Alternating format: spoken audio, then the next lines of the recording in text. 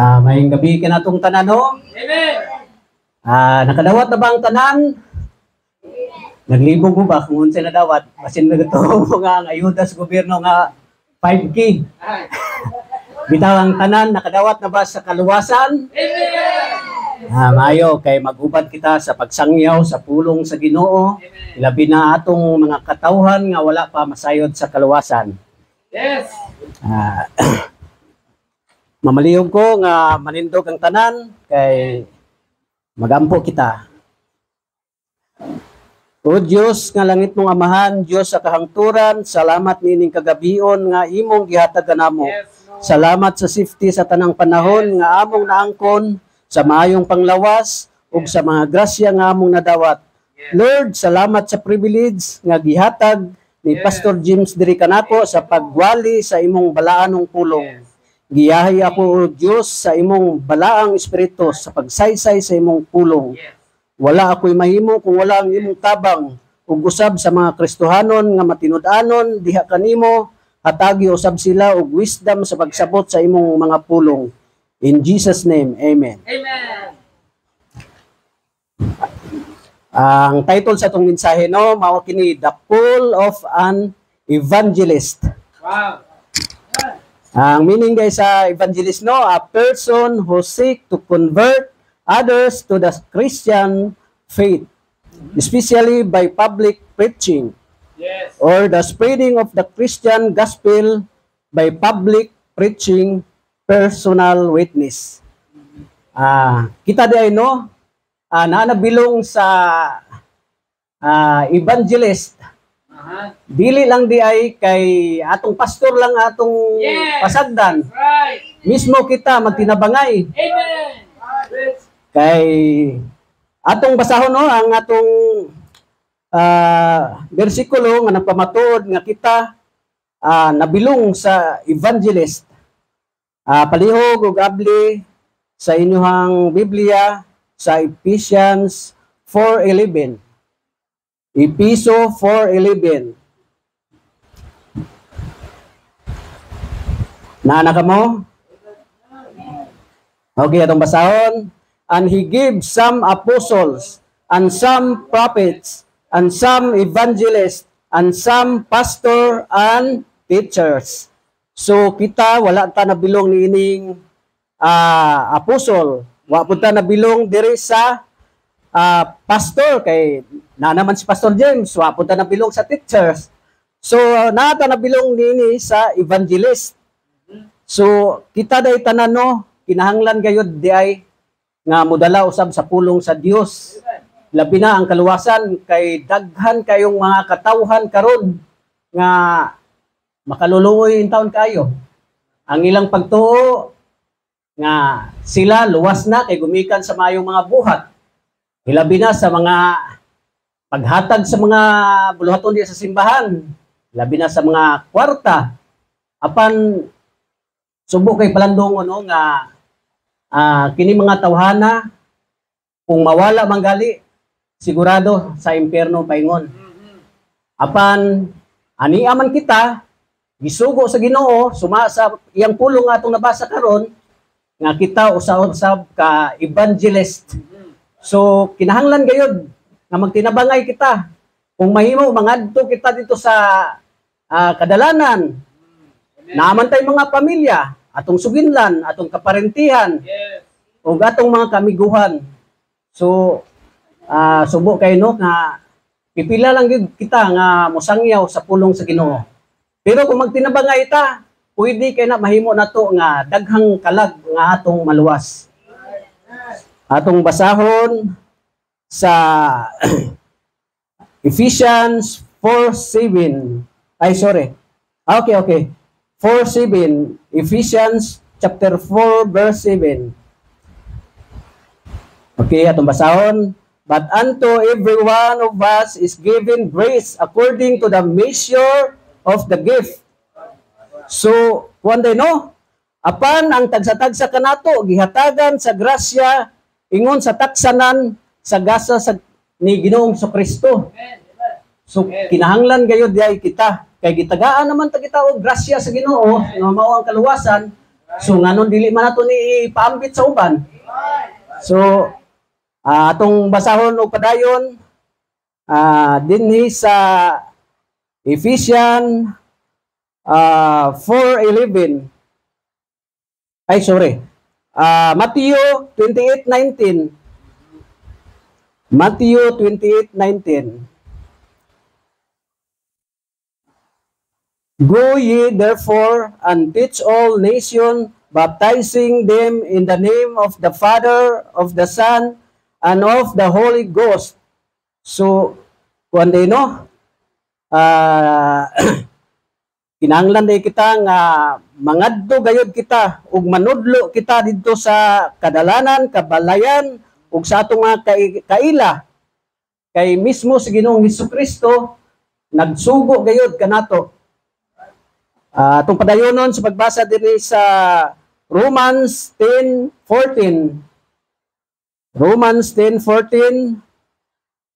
How then shall they call on him in whom they have not believed?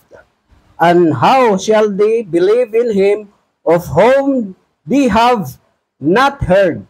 And how shall they hear without a preacher? Right. So kinahanglan day kayo no nga musangyaw gayud kita kay mismo si Pablo makaluluoy kay si Pablo sa iyang kapanahunan kay daghan kay mga kasakit iyang nagian. Karon nga daghan na kayo karon ang mga Kristohanon, daghan na kayo nasayod sa kaluwasan. So grasya kay sa Ginoo no nga kita gayud sundo na to si Pablo sa iyang ginabuhat. Atong padayonon sa Romans 10:15. Romans 10:15. And how shall they preach except they be sent? As it is written, how beautiful are the feet of them that preach the gospel of peace and bring glad tidings of good things. So niingon rin no, og unsaon sa pagwali nila gawas kung sila ipadala. Ingon sa nahisulat na pagkatahom sa mga tiil ni adtong mga nagwali sa maayong balita sa pakigdait ug nanagdala sa malipayong balita nga mga maayong buhat. So mao no magtinabangay gayud kita. Kita kay usalaman ka usalaman ta ka Kristohanon nga magsisimba. Pero ang Ginoo man gud nagsugo gayud kanato nga kitang tanan gayud maghiusa. So kung mahimo aduna gyud tay kanunay nga street preaching kay dako jud kayo ang tabang kanano nga daghang mga kalag nga maluwas kanato. Pinaagi sa atong pulong ug guban sa giya sa Ginoo nga si Ginoong Hesukristo. Atong tiwason sa pagbasa sa Romans 1:16. For I am not ashamed of the gospel of Christ, for it is the power of God unto salvation to everyone that believe, to the Jew first and also to the Greek. So kay dili di ka nato ikaulaw no ang mayong balita no. Kay kini mauman gayud ang gahom sa Dios alang sa kaluwasan sa tagsa nga motuo. So mismo sa mga Hudiyo Grisyahanon kini nga mga pulong, pero karon aniya naman kita na po mudala sa iyang mga pulong. Dili na ko tas-on ang akong wali no, dili lang tataman. Malihog ko sa tindog magampo kita. Praise the Lord. Lord, salamat nining imong pulong nga among nabasa ug nadunggan karong gabi una. Panalangini kini Lord o ipahinumdum sa patag usa ka Kristohanon nga anda mo saysay sa imong pulong ngadto sa mga katawhan sa kaparintihan sa among mga pamilya sa mga kaigsuonan nga wala pa intawon nasayod sa imong balaang pulong. Ilabi na ang kaluwasan gamita kami Lord sa imong kahimayaan. Dili kami propeta, dili kami usa ka pastor apan nagaingon ka Lord sa Mark 16:15, and he said unto them, go ye into all the world and preach the gospel to every creature. Busa Lord kami nagahangyo kanimo, tabangi kami O Lord, sa pagsangyaw sa imong pulong, kini among lauman, nga madawat pinagi kang Ginoong Hesukristo, nga among Ginoo, ug manluluwas. Amen. Amen. Ay, thank you. Amen. Dahil sa itong lingkuranan. Amen. Salamat sa pulong sa Diyos, no? Salamat kayo sa Jimson Amen. sa pagpahimangno sa matag-usanan din sa itong text, Ephesians 4:11. Yan, gibasa na to.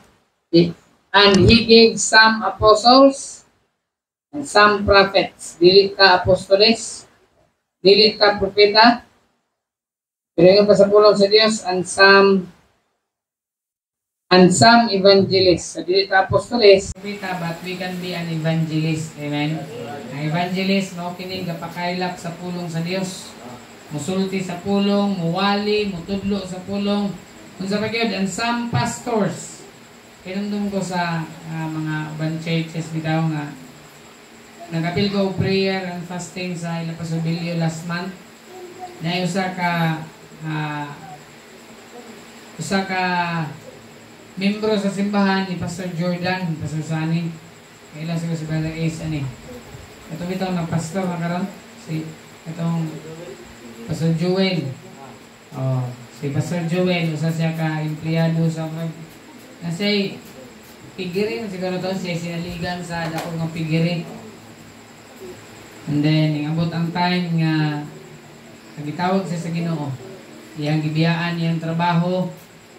Duha-duha pa siya kay mabuhi bagay ang pamilya pero karon na pastor na. Salamat sa Dios si Pastor Joel. Gamit siya sa Ginoo. So sa atong kinabuhi, dili ta tanan mahimong pastor. Pero tanan ta mahimo nga pwede ta mahimong magwawali. Amen. Pwede ta mahimong magtutudlo sa pulong sa Dios, evangelist or teachers. May mga Sunday school teachers na to. Kita tanan makahimo sa pagsulti sa pulong sa Dios. Amen. Dili ta tanan mahimo nga pastor pero tanan ta pwede muwali sa pulong sa Dios. Labi sa mga lalaki, no? Pwede kita makawali sa pulong sa Ginoo. So siguro na una ba nga maghimo ta og klase sa mga men's class unsaon pagwali para tanan ta ba makawali, no? Buta kayo mulakaw ko ugma Brother Ace ikaw wali, diba? Mulakaw ko sa kwan Brother Alimar wali ka. Nindot kayo nga nay makaalalay sa bulaton sa Ginoo. Di ko magpastor. Ay problema. Wala di ka magpastor. Pwede man ka mahimong magwawali. Amen. So salamat sa Ginoo. Kinabuhi sa Jameson, gigamit siya sa daghang area dinhi sa iglesia, daghang kay siya nga nahimo gid siya nga tool diri sa church niya karon nakatindog na nakawali sa pulong sa Dios. Amen. So, unta no si sila si Jared, si Emil, si Binaya, Bisay, utob sa tanan nga mga lalaki atong tinguhaon nga kita tanan makawali gyud. Amen. Ka share ta sa pulong sa Dios. What a blessing. Salamat sa Jameson sa imong kinabuhi. Matag usa ka nato pwede kita gamiton sa Dios. Amen. Gamit gani si Pedro. Usa ka mangingisda. Mas na pa mo eskwelahan kontra ka Pedro. Wala nga kung mapagamit lang ta sa Ginoo gamiton kita sa Dios. So, may God bless sa reward. Awita, closing hymn.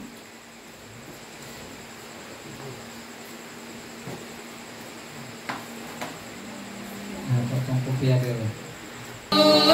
Muluwat sa kanang nakasala si Jesus. Muluwat sa lukaan nagatan mag-aawit mo kanan kung magalipayot ra si Jesus. Muluwat napakamatay siya si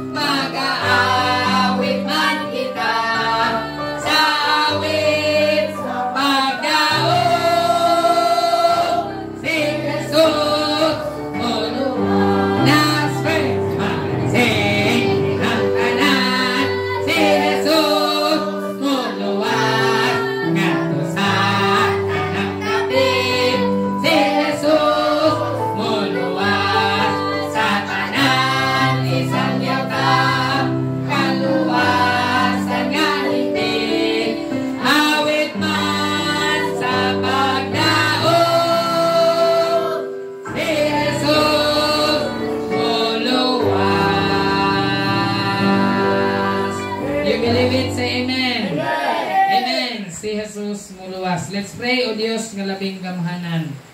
Ginoo, salamat sa imong mga pulong na pahinumdum kanamo. Na pwede, O Dios, ang matag usa kanamo, lalaki o babae, mahimo kami Ginoo nga imong pagagamiton sa pagtudlo sa imong pulong, sa pagpakaylap sa imong pulong Ginoo, nga mahimo kami nga witness Ginoo ngadto sa mga katawhan nga wala pa nakadungog Ginoo sa mensahe sa kaluwasan. O Dios, I pray, Lord, nga panggamiton sa Sir Jameson more and more Ginoo, labi na sa pagwali sa imong pulong. Ug ang uban pa Ginoo nga mga Kristohanon, sa tanan nga mga lalaki akong tinguha, O Dios, matag usa kanamo, makahimo kami Ginoo sa pagwali sa imong mga pulong. O Dios, gamita kami Ginoo sa imong buluhaton. Salamat sa kinabuhi nimo gihatag ang pagkamot Ginoo nga kini ang kinabuhi sa dili pa ikaw mo balik magamit sa imong kahimayaan sa pangalan ni Jesus. Amen. Amen. Maayong gabi sa tanan.